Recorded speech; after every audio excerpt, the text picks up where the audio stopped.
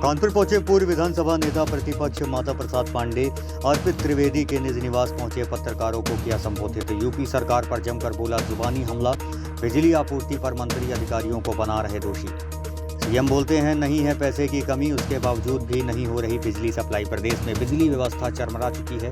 UP की कानून व्यवस्था एकदम बेकार। कोई कहीं आता जाता है, उसे मार दी जाती है गोली। सीएम के गृह जनपद गोरखपुर में आए दिन मारी जाती है गोली। राज्य मंत्री प्रतिभा शुक्ला के धरने पर बैठने पर सीएम योगी को लिया आड़े हाथों। मंत्री को इसलिए धरना देना पड़ा क्योंकि खुद के मंत्रालय का नहीं कर सकती काम। मुख्यमंत्री ने खुद का रखा है सब विभागों पर कंट्रोल। मंत्री के सेक्रेटरी पर सीएम का है कंट्रोल, तो मंत्री कैसे कर सकते हैं काम। मुख्यमंत्री से सभी मंत्रियों के काम खुद के रखे हैं, किसी को कुछ नहीं करने देते। स्कूलों का मर्जर गलत। स्कूलों में 50 बच्चे से कम हो या 10 बच्चे हो, सरकार का काम है पढ़ाना। गांव से दूर जाएगा स्कूल तो बच्चे नहीं जा पाएंगे पढ़ने। ये शिक्षा को बर्बाद करने का है तरीका। यूपी में जातिवाद सरकार है। मुख्यमंत्री की जाति के लोग ही चला रहे हैं सरकार। भाजपा की सरकार बनाने में ब्राह्मणों का है बड़ा योगदान, लेकिन उसके बाद भी नहीं है ब्राह्मणों की पूछ। देखिए, कानपुर हम कई उद्देश्य आए। एक तो ये अर्पित द्विवेदी का निमंत्रण था, हमारी योजना सभा के नगर अध्यक्ष अर्पित द्विवेदी का, इसमें आना था। फिर 2 भंडारे थे जो हमारे लोगों, एक तो हमारे यादव समुदाय द्वारा संचालित है, एक और दूसरे वहां जाना था। और 4 बजे हमको पद्मेश जी के यहाँ कोई कार्यक्रम है जिसमें मुझे रहना है, तो इन्हीं सब कार्यक्रमों को लेकर मैं यहाँ आया था।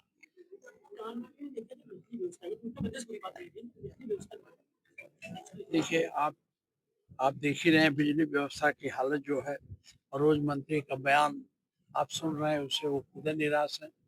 वो सारा दोष अधिकारियों को मत देते हैं। मुख्यमंत्री कहते हैं हमारे पास पैसे की कमी नहीं, बिजली खरीदो।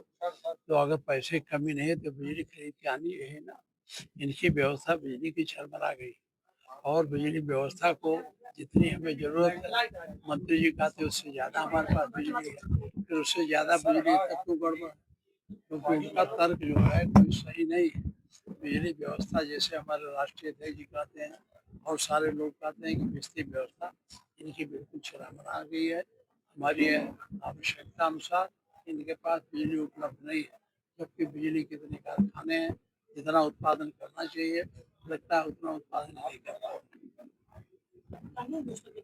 कानून व्यवस्था तो सबसे, अगर कोई सबसे खराब स्थिति है तो कानून व्यवस्था की।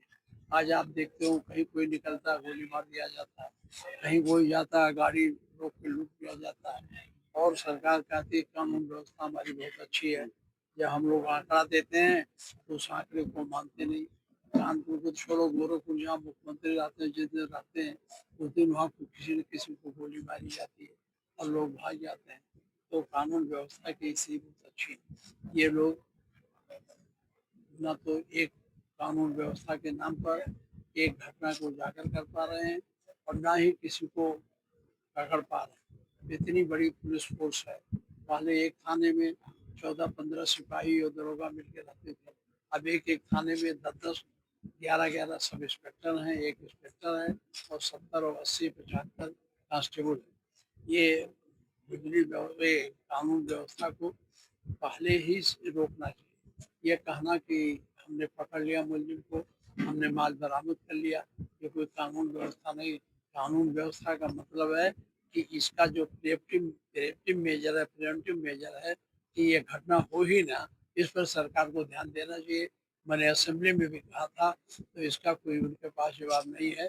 इतनी बड़ी फोर्स होने के बाद भी, इतना रोज भर्ती होने के बाद भी क्यों रोज गोली मारी जाती है, क्यों छीना जाता है, क्यों हत्याएं हो रही हैं।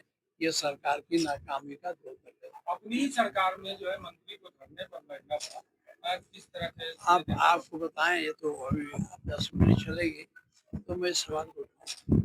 मिनिस्टर को इसलिए धरने पर बैठना पड़ा कि मिनिस्टर अपने विभाग का काम खुद नहीं कर पाता।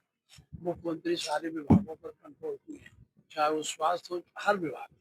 सेक्रेटरी उनके अधीन है, तो सेक्रेटरी इनके कब्जे में रहेंगे तो अपने मंत्री की बात कैसे मानेगा। तो मंत्री जो होता है, जो लोकतांत्रिक और पार्लियामेंट्री फॉर्म ऑफ गवर्नमेंट में मिनिस्टर अपने विभाग का सबसे ज्यादा जिम्मेदार होता है।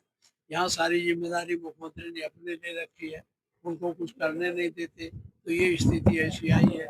आपने भी देखा, हंगामा हो गया, ट्रांसफर करने में अनुमति लेनी चाहिए मंत्री की, उससे अनुमति न लेके सेक्रेटरी ने कर दिया। कभी कभी ऐसी बातें आती है, जब मंत्री किसी चीज का वो आलोचना करते हैं, ऑब्जेक्शन लगाते हैं, तो सेक्रेटरी सीधे मुख्यमंत्री के पास पहुंच जाते हैं, क्योंकि मुख्यमंत्री तो हर विभाग का इंचार्ज होता है, वही दस्तखत कर देते हैं, मंत्री कौन पूछे। शिक्षक बात है कि स्कूल में उसमें कर्मी है वो कंप्लीट हो जाए इसकी वजह करेंगे। शिक्षक बात है जो स्कूल है उसमें कम बच्चे उनको उसमें ट्रांसफर कर दिया जाएगा। देखिए, इस सूबे में 29,600 छोटे विद्यालय बंद किए जा रहे हैं। अब ये बंद क्यों किए जा रहे हैं, कारण बता रहे हैं, 50 बच्चे से कम हैं। तो आप 50 बच्चे से कम हो चाहे 10 बच्चे हो, पढ़ाने आपकी जिम्मेदारी है। और 14 साल के बच्चों के लिए संविधान में व्यवस्था है कि उन्हें अनिवार्य शिक्षा दी जाए। अब उन्हें अनिवार्य रूप से शिक्षा देने के बजाय जहाँ स्कूल है उसको आप बंद करके मर्ज करके दूर ले जाते हैं 3 किलोमीटर दूरी पर, तो क्या बच्चे वहाँ पढ़ने जा पाएंगे? ये शिक्षा को बर्बाद करने का एक तरीका है, और यह सरकार नहीं चाहती है कि शिक्षा व्यवस्था ठीक से हो, क्योंकि जब शिक्षा सारा समाज शिक्षित हो जाती है तो सवाल पूछने लगे। जब इनसे सवाल पूछेगा तो इनके सामने समस्या होगी। ये भाजपा